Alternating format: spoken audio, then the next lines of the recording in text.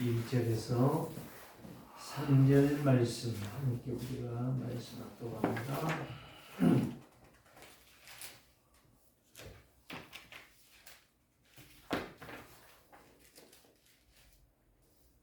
여호와께서 아브라함에게 이르시되 너는 너의 고향과 친척과 아비집을 떠나 내가 네게 보여줄 땅으로 가라.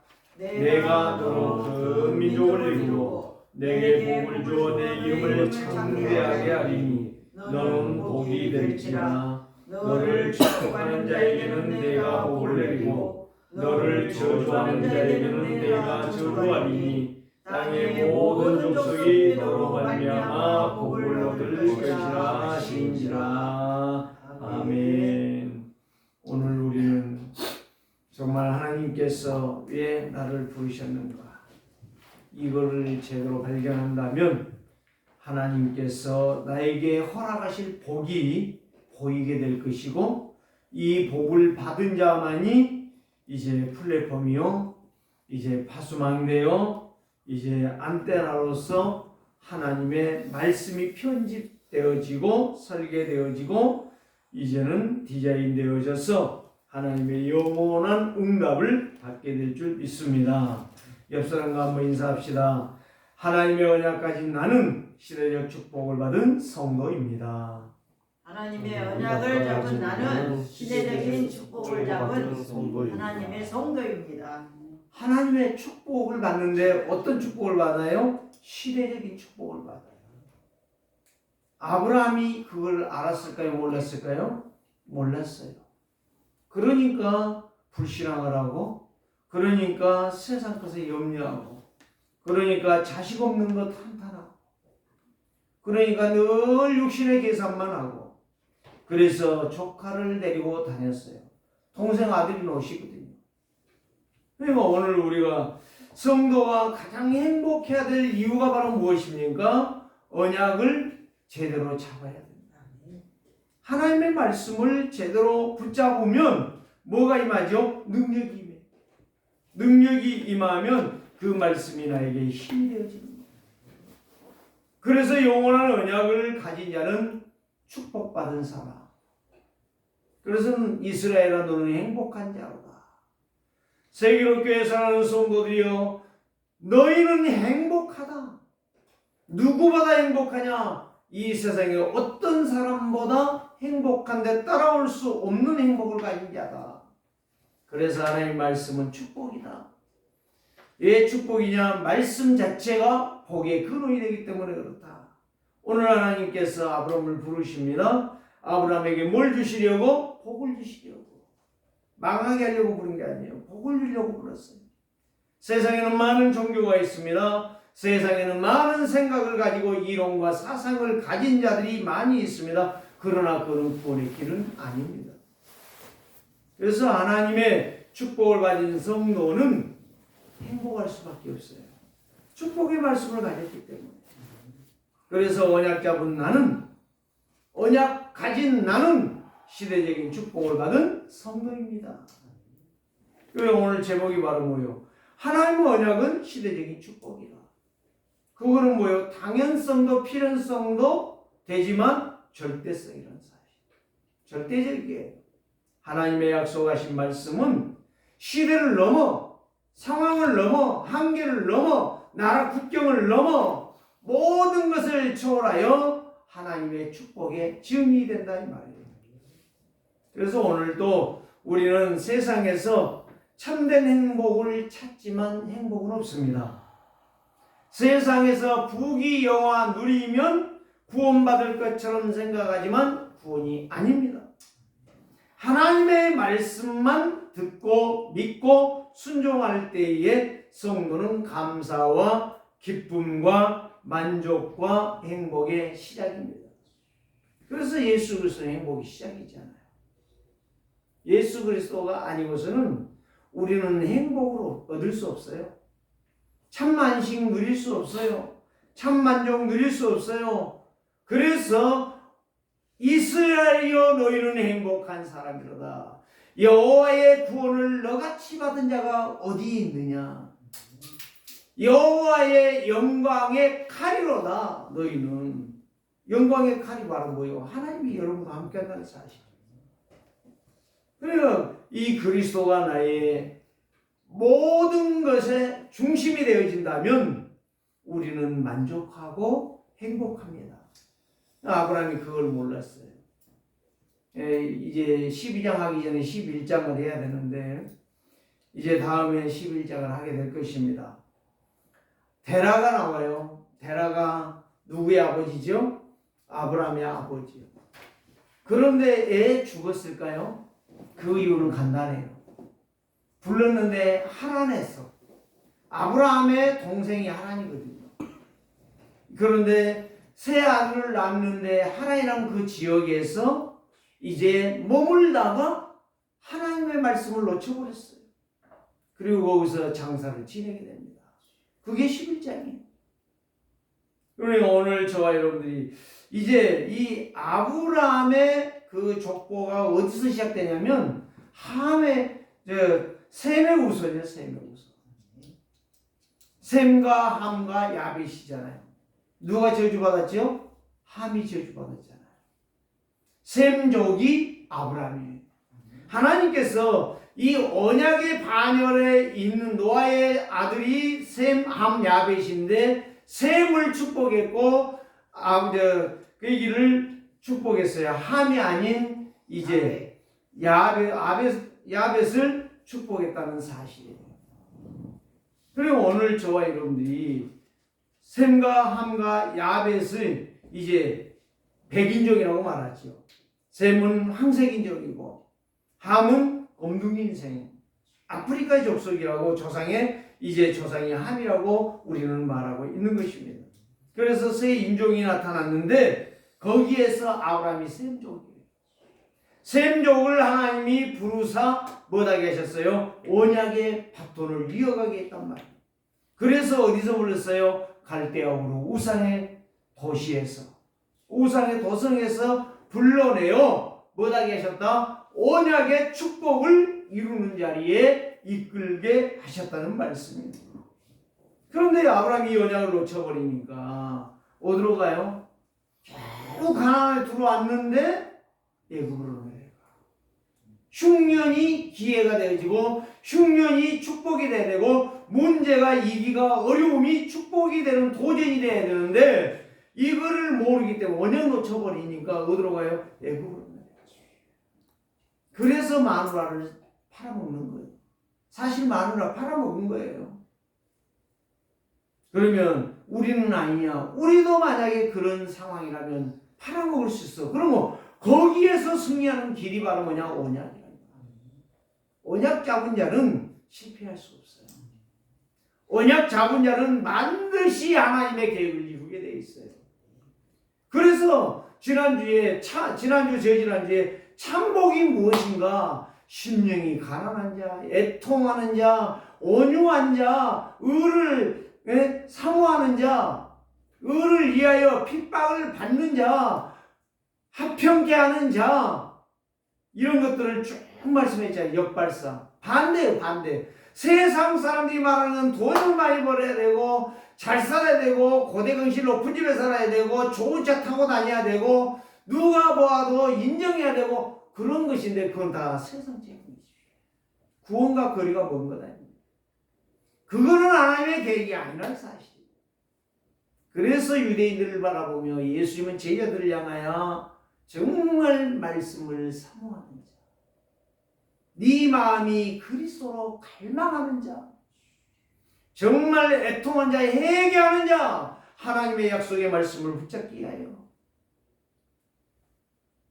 오늘 저와 여러분들이요, 진짜 언약 놓치면 만족이 안 돼요. 언약 놓치면 낙심자절 불신앙할 수밖에 없어요. 그래서 사람은 누구나 세상 것으로는 만족이 안 되고 참 안식이 안 돼요. 돈 많다고요?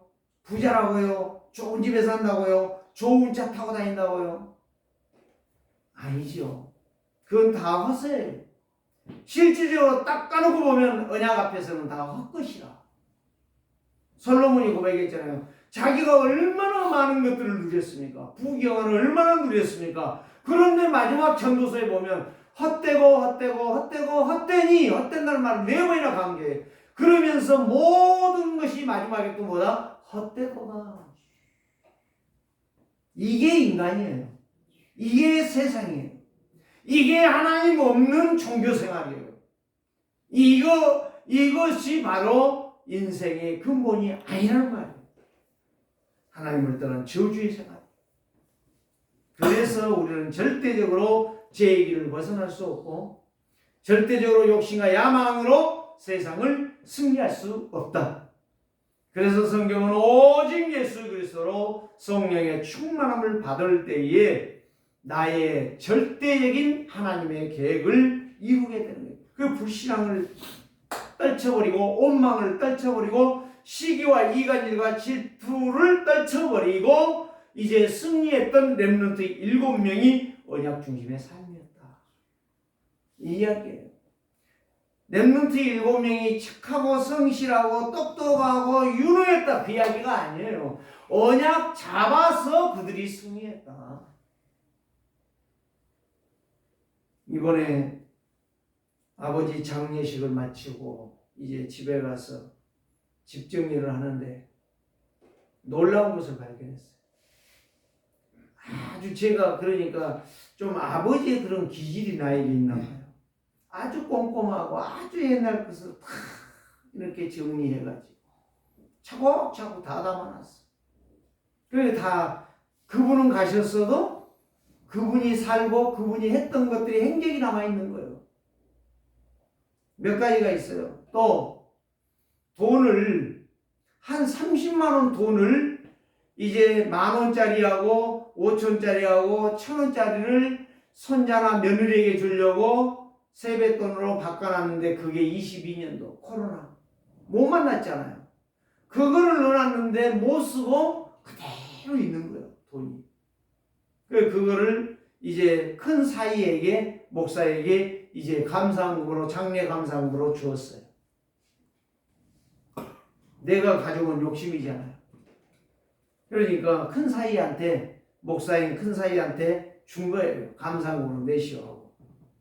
또 세 번째 어제 핵심에서 산업선교에서 김강일 장로 이야기했죠. 그 당신 방에 들어가서 보고 기절할 뻔했다겠죠. 뭐 때문에요? 너무 지저분해. 근데 거기에서 뭐를 발견했다고요? 수첩을 보니까 헌금을 자기가 어떻게 해야 될 것인가를 정확하게 정리해가지고 헌금을 하고 있다. 물었더니 그러면 건축한다면 건축할 때 돈을 낼 것인가? 미리서 준비해야 되지 않겠는가? 저희 아버지가 놀란 게 어떤 게 있냐면 그게 있는 거예요. 미리서 설날 오면 자식들과 예배할 걸 생각하면서 예배할 수 있는 것을 감사 제목으로 써가지고 감사헌금을 준비해놨어요. 11조를 준비했어요. 건축헌금을 준비했어요. 성경헌금을 준비했어요. 주일헌금을 준비했어요. 5가지를 다 준비해놨어요. 그리고 그걸 딱 놔두고 정리해놓고 가셨어. 얼마나 놀라운지, 얼마나 정확한지. 그러니까 제가요, 저희 아버지에 대해서 말한다면 딱 하나밖에 할 거 없어요. 자식보다 가정보다 교회를 사랑했던 거예요. 다시 말하면 교회를 사랑했다라고 하는 것은 주님을 사랑했다는 거예요. 그것밖에 없어요. 우리에게 등록금 주는 것은 잊어버려도 헌금하는 것은 절대 안 잊어버리십니다. 예, 마지막 자기의 인생에 있어서 이제 재산이 거의 자식들 뭐 가르치고 뭐 한다고 해가지고 거의 다 팔아먹고 돈이 이제 한 250평이 남았는데 그것 마지막 팔아서 교회를 지었어요. 하나님이 그걸 한 이후에 1년 이후에 이제 저희 아버지가 한숨이 있는 거 보았어요. 이제 어떻게 살아야 되나. 이 대가족을 9명의 자식을 어떻게 이제 가르쳐야 되나. 그런데요, 신기하고 놀랍죠. 영산강 막아가지고 이제 뻘이 농사를 짓게 되니까 영산강 하구에 이제 수로가 나가게 되는데 우리 집 앞으로 나가면서 그게 논밭이 되어지고 거기에서 돈이 나오게 되는 거예요.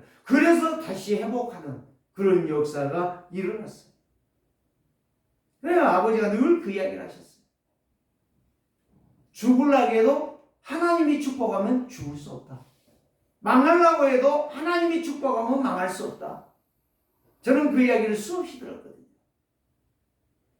동네에서도 소문이 자자하게 났어요.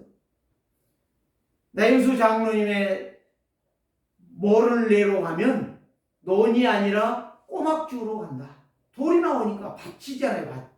밭에다가 물을 담아가지고 농사를 지니까 거기에 돌멩이가 나와. 그렇게 주워도 돌멩이가 나와. 그래서 꼬막주로 간다 그랬어요. 손이 아프니까 안 와요. 장갑 끼고 모를 심어요. 그 모를 심고 나면 하루 심어봐야 얼마 심지도 못해. 저희 집사람은 알 거예요. 그런데 그 논이, 그 밭이, 그 돌밭이 지금은 옥토가 돼 있어요. 비옥한 땅. 농사하면 잘 돼요. 그러니까 하나님께서 위기와 어려움과 고난 속에서 뭘 했던 분이냐? 도전했던 분이에요. 항상 저희 아버지. 도전의 정신을 가지고 자식들에게도 늘 그 이야기를 하셨어요. 그렇기 때문에 오늘 저와 여러분들이 아브라함처럼 이 시대의 축복을 주시려고 나를 부르셨는데 언약과 상관없이 내 계산, 내 방법, 내 수준으로 살아버리면 하나님이 축복할 수가 없다. 그런데 여기에서 보면 아브라함을 부르셨어요? 왜 아브라함을 부르셨습니까? 부르신 이유가 있어요. 너의 모든 신앙의 장애 요소를 버려라 이 말이고. 고향, 친척, 아비, 집을 떠나라는 이야기는 너의 신앙의 장애물을 걷어버리라 이 말이에요. 벗으라 이 말이에요. 다른 것이 없어요. 너의 스타일을 버리라는 거예요. 네 기준을 버리라는 거예요. 네 눈으로 보는 걸 버리라는 거예요. 네 계산을 버리라는 거예요. 나의 것, 나의 성공을 버리라는 거예요. 저희가 저희 아버지를 통해서 지금까지 배우고 온 거, 입관하는데 이제 큰 누나가 참 고생도 많이 했고 소리도 엄청나게 많이 들었어요. 제일 많이 들었을 거예요. 그래서 이제 큰 누나가 아버지 고생 많이 하셨습니다. 마지막 인사하러 가니까 그거밖에 없잖아요. 그 눈물을 흘리는 거야. 내가 그랬어요. 큰딸이 우니까 아버지가 눈을 뜨려고 하네. 이상하면 눈이 움직이는 것 같아. 그 말 했더니 다 웃는 거예요. 울음바다가 아니라 웃음바다로 바꿔지는 거예요. 저는 계속적으로 그 이야기 했어요. 누구든지 마찬가지입니다. 죽음이 끝이 아니야, 우리는. 사람들은 죽는다고 해가지고 거기서 우는 거야. 우는 게 아니에요. 진짜 우리가 언약 잡았다면 우리는 우는 게 아니라 기뻐해야 돼. 감사해야 돼. 정말 영광으로 할렐루야 하나님 앞에 영광을 돌려야 돼. 네, 막 울고 그러더니 그런 말 한마디씩 던져서 자꾸 울음을 멈추게 하는 거예요. 기쁨으로 바꿔야 돼. 김한란 박사가 그랬잖아요. 이하대학 총장이었던 김한란 박사가 죽음 앞에서 내가 죽어들라면 울지 말고 찬양하며 하나님 앞에 영광을 누리고 기뻐해라. 왜? 천국이 있지 않냐? 거기 가서 우리가 만나지 않냐? 다시 만날 것인데 왜 우느냐? 우리가 이 땅에서 죽어서 지옥 가버린다면 만나지 못하지 않느냐? 영원한 천국, 금은보화로 집을 지어진 그 천국, 해와 달이 필요 없고 예수 그리스도 자체가 해와 달이라 빛이라 말하지 않았느냐? 저는요, 참 인간적으로 보면은 눈물이 나오려고 그래요. 그러나 거기에서 아니다. 울어본들 아니다. 우는 것이 아니라 기뻐하고 감사하며 찬송하는 것이다. 그래서 제가 모든 걸 놓고 다 기도로 하나하나를 다 진행시켜 버렸어요. 또 이제 화장터에 가면 묵념하러 가거든요. 묵념을 했어요. 또 뭐 다른 말 할까 봐서 바로 기도했어요. 거기에서 기도하고 우리의 육신은 흙으로 왔으니 흙으로 다시 돌아가고 화장이 되어지니 한 주먹에 재로 돌아가지만 우리의 영은 천국에서 쉬게 될 것이다. 거기에서 또 만나게 될 것이다. 걱정하지 마라. 감사하며 기도하고 마치고 갑시다. 오늘 저와 여러분들이 개인이 떠나라고 하는 것은 바로 뭐냐? 나의 신앙생활의 장애물을 제거해라. 여러분, 하나님은 아브라함을 부르신 것은 복 주시고 부르셨지, 장애물 때문에 근심하고 낙심하고 좌절하고 넘어지고 엎어지고 불신앙하라고 부르지 않았다는 사실이에요. 이게 발견돼야죠. 더 정확하게 말하면 불균형의 신앙생활을 벗어나는 거예요. 균형적인 신앙생활. 왜 사람이 병이 온지 아십니까? 호르몬의 불균형 때문에 그래요. 거기에는 물도 있고 공기도 있고 음식도 있는 거예요. 거기에는 몸에 운동도 안 한 것도 있어요. 불균형적인 거. 호르몬의 불균형이 인간의 몸을 병들게 만들고 인간을 빨리 죽도록 재촉하는 거예요. 다시 말하면 영적으로 내 신앙생활이 정상화가 안 된다면 불균형으로 짝퉁이의 신앙생활을 할 수밖에, 종교생활. 그래서 하나님은 아브라함을 부르실 때에 불균형의 신앙생활 하지 말고 정상적인 균형 있는 신앙생활을 하라는 거예요. 그래서 육신의 체질, 그 상태로는 하나님이 일을 할 수가 없다. 육신적으로 하나님의 언약을 따라갈 수가 없다. 그렇기 때문에 언약으로 각인뿌리 체질화가 되어져야 균형적인 신앙생활을 할 수가 있다. 그래서 이 시대를 살리기 위해서 하나님은 부르셨다. 하나님을 떠난 세상 절대 소망 없습니다. 그래 창세기 3장 15절 여자의 후손으로 예수 그리스도를 보내사 사단의 머리통을 깨뜨리시고 사단의 후예들과 원수가 되게 하셨다는 말씀입니다. 요한복음 14장 6절에서 절대 길이 아닌 길을 가지 말고 진리가 아닌 그곳을 가지 말고 생명 아닌 곳을 가지 말고 진짜 길이요 진리요 생명 대신 그리스도만 따라가라는 이야기. 요한복음 5장 24절. 그래서 나를 믿는 자는 하나님을 믿으라. 사망에서 생명으로 옮겼느니라. 해방받는다는 이야기.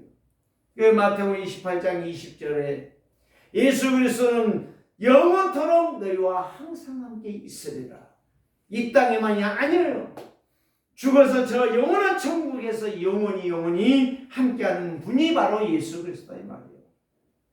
그래서 로마서 8장 2절에 죄와 사망의 법에서 나를 해방하사 모든 것에서 올무에서 사단의 틀에서 우리를 해방하사 자유의 몸이 되게 하셨다. 이게 바로 행복한 성도요 승리한 성도라. 이 언약을 사실로 믿고 순종하는 자 균형적인 신앙생활을 할 수 있어요. 오늘 또 하나님의 절대계획이 발견되지면 저와 여러분들은 날마다 하나님의 부르심의 소원이 무엇이며 그 축복이 무엇이며 그 약속이 무엇인가를 알고 따라가게 되는 것입니다. 그래서 시편 91편 6절에 13절 말씀 보면 어두움에서 전염병과 재앙을 이기고 여호와는 나의 피난처시며 지존자시며 자기의 거처로 나를 삼으시며. 그래서 성전이란 말은 내가 예수 믿으면 내 몸이 성전이라니까요. 물론 건물도 잘 지어야 되겠지만 내 몸이 성전이야. 내 몸이 평생토록 언약의 여정을 향하여 가면서 그리스도와 동행하다가 마지막 하나님 앞에 가는 거예요. 얼마나 멋있습니까? 그래서 화가 네게 미치지 못하고 재앙이 네 장막에 가까이 못하게 될 것이며 네가 사자와 독사의 독을 밟으며 젊은 사자의 뱀을 발로 밟으리로다. 이렇게 나와 있어요. 그 말이 무슨 말이야? 한마디로 사단을 꺾고 승리하는 자가 될 것이다. 어떤 어려움과 이기가 있다 할지라도 너는 반드시 승리할 것이다. 너는 절대적으로 피할 수가 없을 것이다. 그 영광의 칼이, 여호와의 영광의 칼이 너와 함께 할 것이다. 저 높은 곳에 있는 자들을 밟을 것이다. 그분이 너의 방패가 될 것이다. 그래서 이사야 41장 10절에 두려워하지 말라, 놀라지 말라. 나의 능력의 손이 오른손이 너를 붙들리라. 너와 영원히 함께 있으리라 이렇게 우리에게 말씀해 주셨습니다. 그러니까 네 속에 있는 쓴뿌리 뽑아내라는 장애물, 불균형적인 신앙생활을 하나님을 제대로 섬길 수 없는 그 틀린 것을 뽑아내라는 거예요. 두 번째가 바로 뭐예요?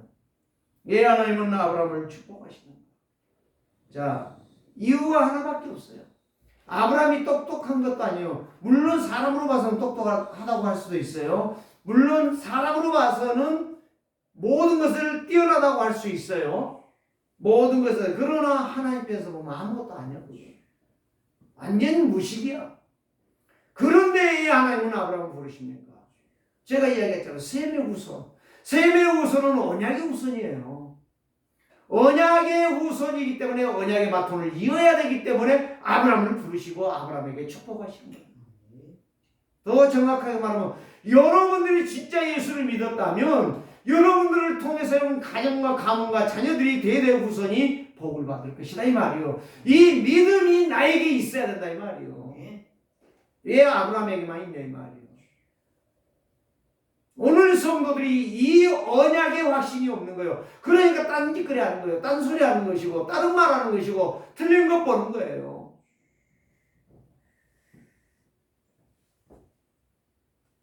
언약을 잡았다면 신앙은 불균형이 될 수가 없어요. 균형적인 인생은 정상을 가게 되어 있습니다. 그걸 갖다 믿음이라고 그래요. 하나님을 믿는 것이 믿음이야. 예수 그리스도를 집중하는 것이 믿음이야. 예수 그리스도의 소원을 향하여 나의 모든 것을 내놓는 것이 그게 믿음이야. 그래서 초대교회는 120명은 자기의 것을 자기의 것이라고 하지 않았어요. 다 내놨어요. 다나바 같은 경우는 완전히 자기의 전 재산을 팔아서 가난한 사람들 다 도와줬어요. 그게 믿음이에요. 오늘 저와 여러분들이 아브라함을 부르신 이유는 하나님의 언약의 백성이기 때문에 그거를 다시 회복하라는 거예요. 불균형, 균형이 없는 것을 갖다 균형 있게 만들어 주는 거예요. 뭘로? 언약으로. 우리의 신앙이 뭘로 균형을 잡을 수 있느냐? 말씀으로만 잡을 수 있어요. 무엇으로만 잡을 수 있느냐? 오직 그리스도로만 내 신앙이 균형을 잡을 수 있는 거예요. 그래서 하나님은 아브라함을 응답 주셔서 모든 민족에게 축복의 증인이 되게 하시겠다 이 말이에요. 그래서 여기에서 2절이 바로 이거예요. 두 번째예요. 아브라함의 축복하는 거. 내가 너로 큰 민족을 이루고 네게 복을 주어 내 이름을 창대하게 하니 너는 복이 될지라. 증이 삼겠다는 거예요. 아브라함을 복을 주어서 증이 삼겠다는 거예요. 근데 그걸 모르는 거예요. 누가? 아브라함이. 그래 불균형이라 이 말이에요. 믿음이 없었다 이 말이에요. 겨우 아버지 죽으니까 아이고 나도 죽을까 봐서 가나안에 억지로 간 거예요. 그런 억지로 가는 신앙생활 하지 말라는 거예요. 자원하는 마음으로 믿음으로 순종하는 신앙생활을 하자는 거예요. 누가 하라고 하니까 억지로 하는 것이 아니라 끌려가는 것이 아니라 리더십을 가지고 지도자의 삶으로 살아가라 이 말이에요. 영적 서비스의 길을 가라는 거예요. 누구와 시키니까 어쩔 수 없이 마지못해서. 예? 저희 아버지는요 마지못해서 하는 것을 싫어해요. 굉장히 싫어하셨어요. 교회에서도 딱 보면은 자기들이 알아서 해야 되는데 안 해. 그 잔소리를 안 해. 그냥 교회에서는요. 저희 아버지는 그냥 놔둬요. 당신이 할 건 하고 그냥 놔둬버려요. 시키지를 안 해. 자원하는 자, 리더십이 있는 자는 자원해서 하는 거예요. 누가 시켜서 하는 것 아니고 누가 말을 해서 하는 거예요. 그건 잔소리야. 우리의 신앙생활은 균형은 잔소리가 아니에요. 내가 하는 거야. 누구를 따라서? 언약을 따라서. 무엇을 가지고? 그리스도 안에서. 이게 참된 안식이고 참된 복이고 참된 만족이고 참된 행복인 것입니다. 시켜서 해보세요. 얼마나 기분 나쁩니까? 안 한다고 잔소리 해보세요. 얼마나 더 기분 나쁩니까? 속상합니까? 근데 몰라요 그거를. 예, 균형이 없기 때문에. 불균형이기 때문에. 수평이 안 잡히면 세탁기 보세요. 엄청난 요동치잖아요. 막 소리치고 막 빨리 고장난단 말이에요. 균형이 없습니다. 네, 호르몬이 균형이 깨져버리니까 빨리 병들고 빨리 지치고 빨리 무너지고 빨리 죽는 거예요. 살기는 좋아하는데 오래 살기는 원하는데 내 몸을 가꾸지를 않아요. 마찬가지요. 내가 복을 받기를 원하고 내 신앙이 성장하기를 원하는데 내 신앙 삶은 불균형이에요. 다시 말하면 뭐예요? 그걸 갖다 타성에 처져 있다. 갱신하려고는 않고 자꾸 딴소리만 하는 거예요. 그러니까 나이 먹었으면 나이값을 하라는 이야기가 그 이야기가 타성에 젖어 있다는 거죠. 불균형이나 타성이나 똑같은 이야기입니다. 오늘 저와 여러분들이 이제는 우리 세계롭게 성도들은 불균형의 인생을 살지 맙시다. 균형적인 삶을 살자. 그래서 하나님의 계획이 발견되니 내려가서 애굽에 내려가서 창비 다 당했잖아요. 자기 마누라를 누이라게 해가지고 바로 왕이 데려갔잖아요. 그날 밤에 하나님이 역사했잖아요. 너 내가 죽여버리겠다. 무서워가지고 나 잘못한 거 없습니다. 내가 돌려보내겠습니다. 그리고 아브라함 부르잖아요. 왜 네가 나에게 거짓말을 했느냐. 바로가 말하잖아요. 그 불균형은 거짓말할 수밖에 없어요. 불균형은요 늘 내 생각으로 살아가요. 그러니까 안 되는 거예요. 성장도 안 되고 일도 안 되고 모든 것이 어려움 위기만 오는 거예요. 고난만. 거기에서 올라와서 깨달은 게 바로 그거예요. 균형을 잡아가는 거예요. 정상으로 가는 거예요. 하나님의 모든 믿음의 역사를 다시 회복하는 거예요. 그래서 창세기 13장에 보면 4절에 단을 쌓았어요. 18절에 보면 또 단을 쌓았어요. 하나님이 찾아와서 너무너무 기뻐한 거야. 그때 단을 쌓았다는 말은 무슨 말이에요? 조카롯을 보내는 거예요. 조카롯은 좋다. 저렇게 좋은 아주 막 물이 흐르고 목초, 초목지 좋은 곳을 딱 갔는데 거기가 소돔과 고모라예요. 장차 망할 성. 그래 불균형은 어디를 찾아가요? 우선 눈으로 보기에 좋은 것을 찾아. 여러분 너무 좋은 것 하지 마세요.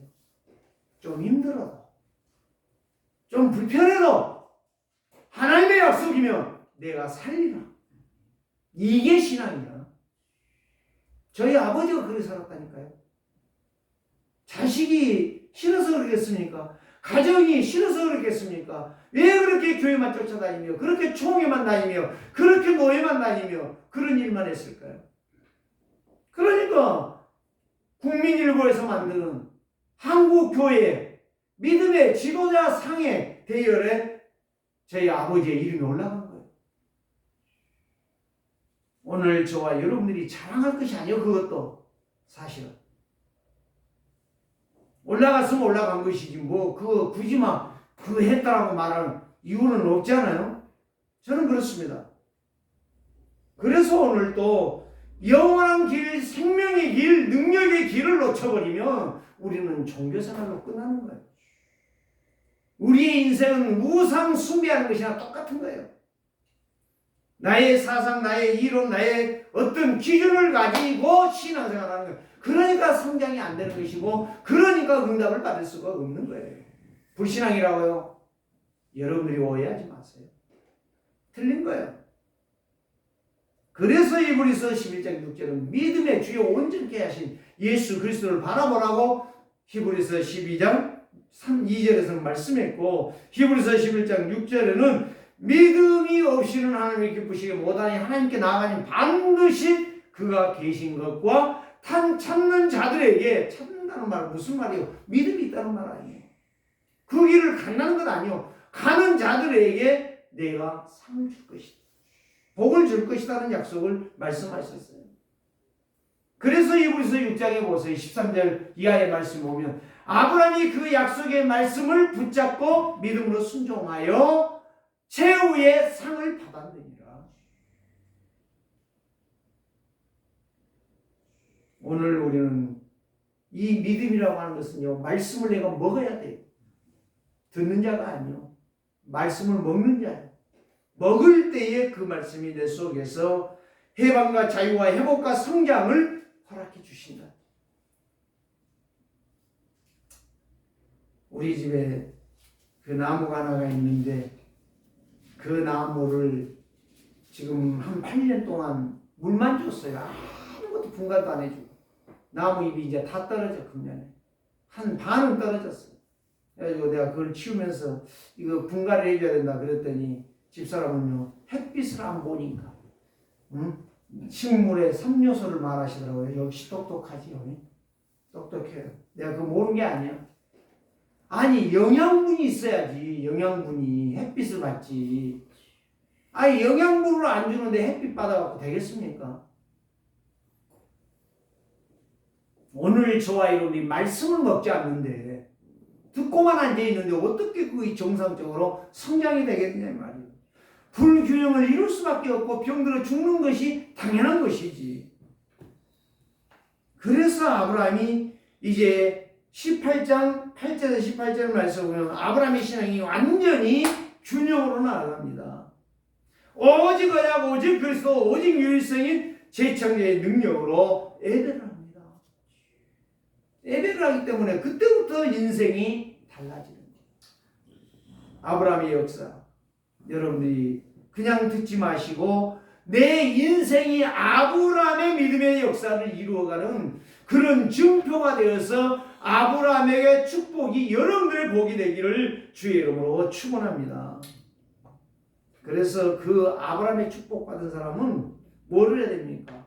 균형을 유지하려면 영적 싸움.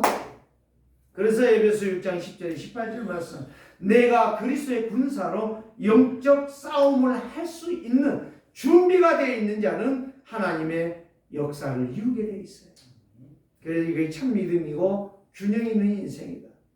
언약을 제대로 잡으면 하나님의 계획이 보이고 하나님의 일이 보여집니다.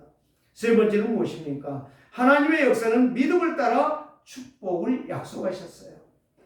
믿음은 참 복을 알고 신앙의 역사는 언약으로 집중하게 되는 것입니다.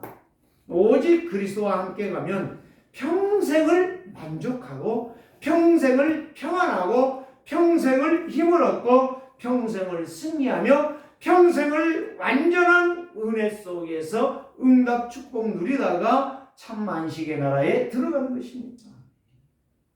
이거 행복이에요. 말씀을 따라갔던 자들 보세요. 제가 말했잖아요. 요셉이 그렇게 똑똑한지 아십니까? 아니에요. 우리하고 똑같은 사람이에요.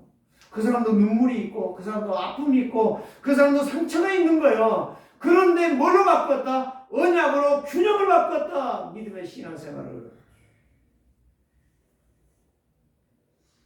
그래서 에베소 5장 16절 21절 그리스도께 복종하며 말씀을 따라가는 자 하나님이 축복할 수밖에 없어요. 그리스도의 말씀을 붙잡고 그리스도께 복종하고 따라가는 자는 하나님의 복을 받을 수밖에 없다니까요.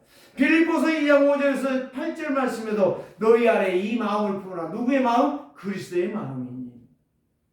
그런 근본 하나님이시나 하나님의 영광을 내려놓고 죄인의 길에 와서 죄인을 위하여 십자가 지셨다. 부끄럽잖아요. 얼마나 부끄럽습니까? 하나님이. 죄인이 돼가지고 죽어야 되잖아요. 누구의 손에서? 죄인의 손에 심판을 받아야 됐잖아요. 그래서 빌립보 4장 6절에 7절 말씀 염려하지 말고 감사해라. 성도는 균형적인 성도는 감사하며 기도하는 성도라. 어려움이 있을 때 그때에 빌립보 4장 13절 말씀 내게 능력을 주신다. 뭐하도록? 세상을 이기도록. 그래서 골로새 2장 3절에 바로 지혜와 지식과 모든 보화가 그리스도 예수 안에 감춰져 있다. 그런데 그리스도 하나를 잡았는데 모든 것을 다 회복하시더라. 골로새 3장 15절 말씀에 그리스도의 평강이 너희 마음과 생각과 모든 삶을 은혜되게 하셨다라고 말씀하고 계십니다. 그 바울 서신을 보면 주 예수께 받은 사명 곧 하나님의 은혜의 복음을 증거하는 일에 나의 생명을 아끼지 않고 드렸다라고 하는 것, 담보물로 드렸다라고 하는 바울의 고백이 바로 복음으로 각인 뿌리 체질화되어진 불균형이 아니라 균형적인 믿음의 역사였다는 사실. 결단합시다. 이게 복음의 진수예요. 쓸데없는 고집, 쓸데없는 율법 생활, 쓸데없는 나의 기준, 나의 이론 사상, 종교적인 잡다한 이런 것들은 정답 아니에요. 그래서 나를 세우려면 틀린 것을 버려야 돼. 신앙의 장애물이 무엇인가를 찾아낼 수 있는 그 신앙이 되어야 된다. 누구에게? 나에게 찾아야 다른 상대방에게 찾으려고 하지 마시고, 식구 중에 찾으려고 하지 마시고, 내가 장애물이 뭐냐, 나에게 신앙생활의 불균형의 장애물이 뭐냐, 이거를 찾아내서 아브라함처럼 간다면 하나님께서 역사하실 줄을 믿습니다. 그래서 데라의 죽음, 아버지의 죽음을 보면서 깨달은 것이 바로 그거예요. 아, 내가 가나안의 하나님의 약속인데 그걸 놓치면 죽는구나. 안 놓치려고 들어왔는데요. 들어와 보니 기분이 왔는데 어떡해. 먹을 것 없으니까. 인간적으로 보면 이해가 돼요. 먹을 것 없으니까 먹을 것 찾아 내려가는데 굳이 그게 잘못됐다고 말할 수 있겠냐. 아니에요. 하나님이 봤을 때 그게 잘못된 거야. 도전해야 되는데 하나님 앞에 찾아야 되는데 하나님의 말씀은 제껴놓고 지 생각으로 가버리는 거예요. 그래가지고 지 마누라를 누이라고 속여버리는 거예요. 그래서 한마디로는 아브라함의 실수가 바로를 죽이는 그런 무서운 죄를 범하는 시간표를 만들 수밖에 없었던 상황이었다는 거예요. 자, 예배가 정상적으로 되면요, 신앙이 균형을 이루는데 하나님의 역사가 나타납니다. 기사와 표적이 나타나요. 이거 응답이라고 말합니다. 그래서 진짜 예배에 성공해야 될 이유가 바로 뭐냐? 나의 모든 것이 치유가 되지는 거예요. 예배가 되어진다는 거죠. 말씀이 내 영을 치유하잖아요. 말씀이 능력이잖아요. 말씀이 축복이잖아요. 말씀을 믿기 때문에 예배하면 치유가 일어나요. 내 영적인 육신의 삶이 치유가 되죠. 두 번째는 뭐예요? 내 삶이 회복이 되죠. 힘을 얻어요. 자, 몸에 가서 면역력이 약하면 코로나로 죽었잖아요. 독감으로 죽지 않아요. 폐혈증으로 와 죽는단 말이에요. 면역력이라는 게 그렇게 중요한 거예요. 영적 면역력이 그리스도의 DNA가 없다면 우리는 열심히 교회는 다녔지만 꽝이 되는 인생을 사는 거예요. 거기에서 우리가 벗어나야 돼요. 이기는 힘, 영적 면역력을 회복한다 이 말. 세 번째는 바로 뭐냐? 현장에서 승리해요. 그 사람은 날마다 전도가 되어지는 거. 말씀이 성취되어지고 그 주간에 강단의 말씀이 나의 언약이 되어지는 거예요. 그래서 승리하는 거예요. 언약은 균형을 이루는 거예요. 나를 나되게 만들고 나를 복되게 만들고 나를 승리하게 만들고 나를 성공시키는 것이 되는 거예요. 그래서 타성적인 생활을 벗는 거예요. 변화를 싫어하지 않고 변화를 좋아하는 거예요. 갱신을 싫어하지 않고 갱신을 늘 하는 거예요. 말부터 갱신되고 생각부터 갱신되고 보는 눈부터 갱신되어지고 듣는 귀부터 갱신되어지는 거예요. 그런 나의 고집이 아닌 언약의 줄기에 서 있는 자가 되는 것입니다. 살아계신 주님 감사합니다. 오늘도 죄와 저주와 사망의 그늘에서 불균형을 꺾어버리고 타성을 꺾어버리고 나의 신앙의 장애물을 꺾어버리고 승리하는 믿음의 증인들 다 되게 하여 주시옵소서. 살아계신 주 예수 그리스도의 이름으로 축복하며 기도드리옵나이다.